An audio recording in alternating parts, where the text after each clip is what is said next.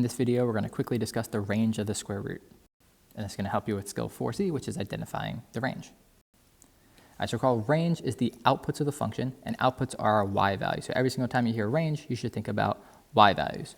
Generally, when I'm trying to find range, it's kind of hard to do for me for just looking at the expression. So I'm going to graph the function and just look at the graph and see what y values I hit. So if I want to find the range of the square root of x, I'm going to graph the square root of x. We already know how to do that. It looks like this. And what y values do I hit? Well, I start at this y value here at 0, and I just keep hitting all the y values as it slowly goes up. So my range is the y values bigger than or equal to 0. I start at 0, and I just keep going up from there. The square root of x plus 3 plus 2, I know that's going to be a graph of the square root. It's going to be left 3 and up 2. So I get this graph here. And what are the y values that it hits? The lowest y value down here is 2.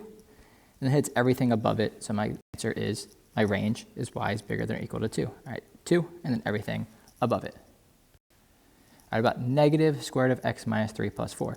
Again, that minus 3 is going to be my graph right 3, and that plus 4 is going to move it up 4. All right, same transformations, and then this negative reflects it to go downward. So right 3, up 4, and then downward. All right, so this is my graph. And what y values do I hit? The top value here is 4, and then I hit everything below it. So it's going to be a little bit different than other examples. Now y is less than or equal to 4, because I'm hitting everything below 4. All right, so if you're going up, you're going to have a bigger than. Going down, a less than. All right, so that prepares you for that skill of finding the range.